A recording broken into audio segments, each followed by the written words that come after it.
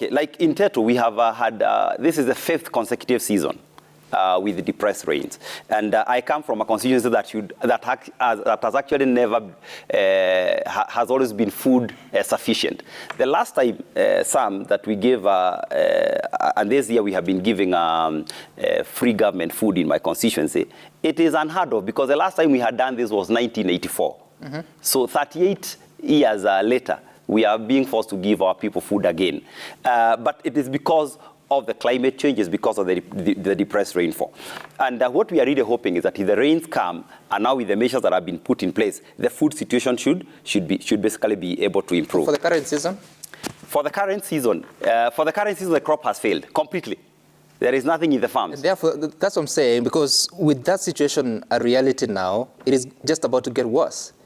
We are really hoping, and yesterday we spent the day in Nakuru seeking God's intervention for rains, because Sam, if we do not get our long rains in the right quantities this year, I think as a country we are headed for a very, very dire situation food-wise. And we are praying for God's intervention, as much as I know some of our friends may want to criticize that, because we realize this is where our power ends. We can give the fertilizer, but we may not be able to give the rains. The irrigation projects that we are talking about will not be done by May when the rain comes. Those are long-term planning. And that's what I'm saying. Fixing the economy of this country will possibly require some sort of a national dialogue, where we are not just here to lay blame and criticize each other, but to come together and say, to fix this country, there are certain structural issues that we need to undertake. Some of them will be long-term to basically ensure that we get the economy and we get the country, back on course. I want to hear that list, those structural adjustments that you want to put in place. Well, of course, we know things like this country has runaway debt, for example. That is something we need to basically address and say, how do we start living within our means? The second one is that we know in this country not everyone is paying their rightful share of taxes. How do we increase the tax bracket? When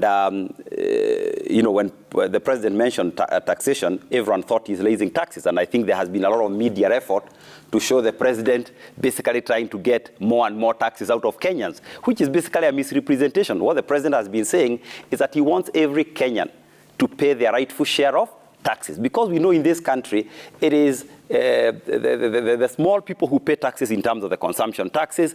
It is employed people, especially the people in formal employment, who have to pay taxes because of the pay as you earn. The businesses, the big people are taking all manner of shortcuts, and we are saying let everybody pay their rightful share of taxes.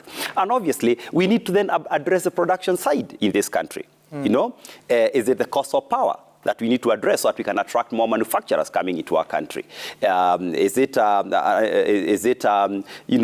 all these many council taxes that basically, and the business environment that we create that make very many of our people either shy away from doing business or make the cost of doing business expensive. So it is those sort of things that we need to address.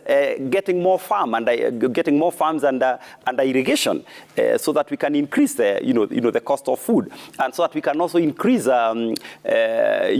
can reduce the cost of food, and also things like ensuring that most of our SMEs, we also create an enabling environment for them to grow so that they can be able to, to create more jobs. So we require this national dialogue basically on what we require. And I hope this is what we will take to Parliament. This is what I hope we can see my colleagues bringing a robust conversation on how we can fix the country, not short-term blame games.